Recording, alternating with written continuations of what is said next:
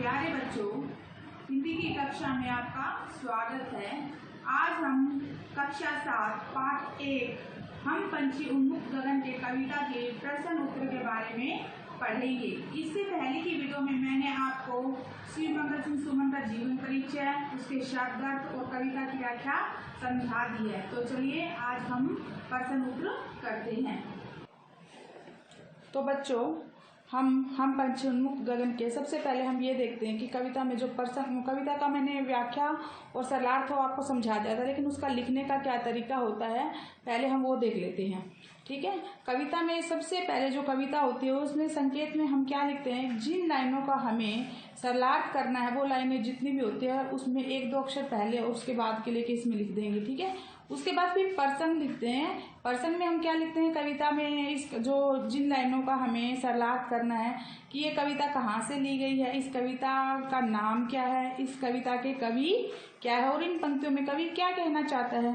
तो प्रश्न लिखते उस वक्त हमें सबसे पहले करना चाहिए प्रस्तुत काव्य पंक्तियाँ।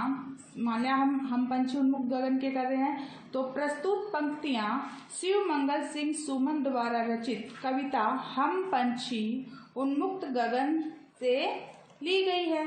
इन पंक्तियों में कवि पक्षियों के माध्यम से आज़ादी के महत्व की बात कर रहा है। जो पहला पैरा है उसमें कवि क्या कर रहा है, पक्षियों के आज़ादी के महत्व की बात कर रहा है। तो उसका सरलार्थ का मतलब कि जो पंक्तियां देगी उनको सरलार्थ में, कविता तो अपनी कवि तो अपनी कल्पना में खोया रहता है, उसके अकॉर्डिंग लिख देता है, लेकिन हमें उसके सरल अर्थों में उसका क्या मतलब है वो समझाना, सरलार्थ करके देखेंगे।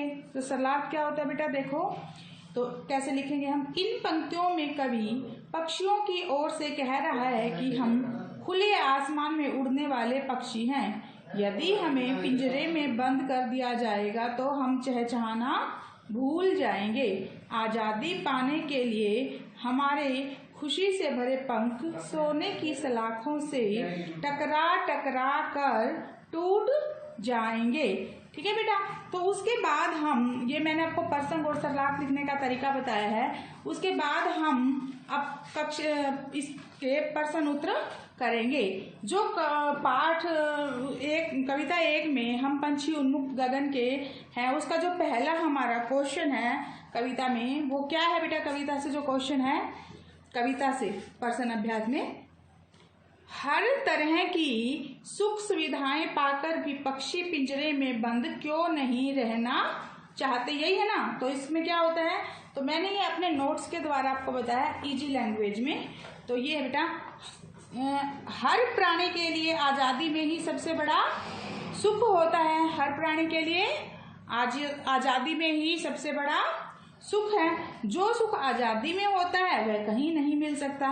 इसी प्रकार हर तरह की सुख सुविधाएं पाकर भी पक्षी पिंजरे में बंद नहीं रहना चाहते। क्यों नहीं रहना चाहते वे, क्योंकि पिंजरे में रहकर वे अपने मन का कार्य नहीं कर सकते, मतलब मन के अकॉर्डिंग अपना कोई भी काम नहीं कर सकते।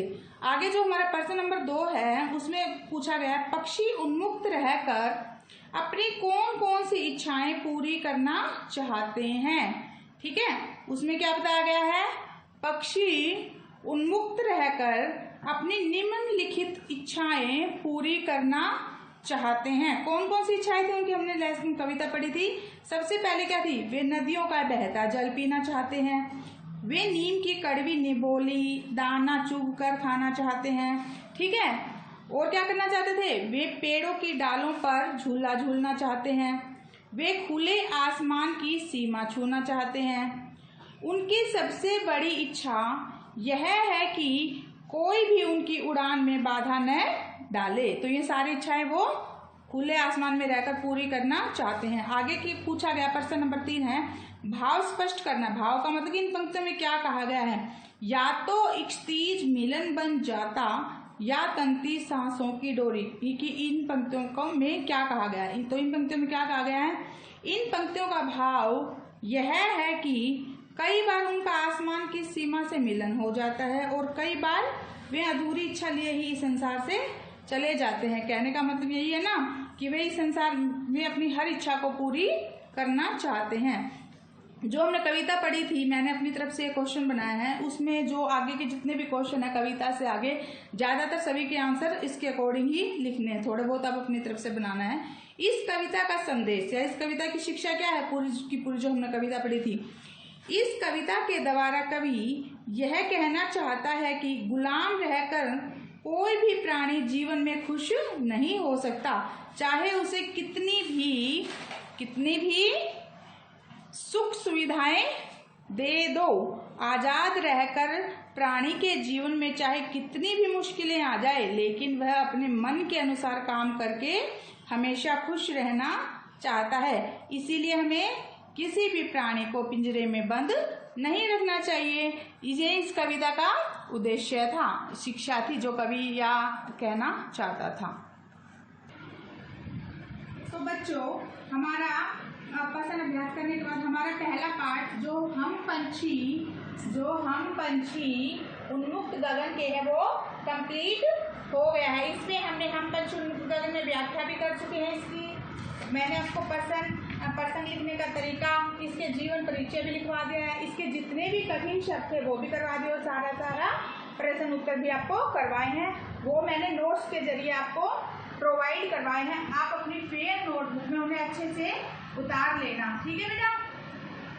तो हमारा पहला पार्ट कंप्लीट हो गया है। अच्छे से इसे अपनी फेयर नोटबुक में लिखना।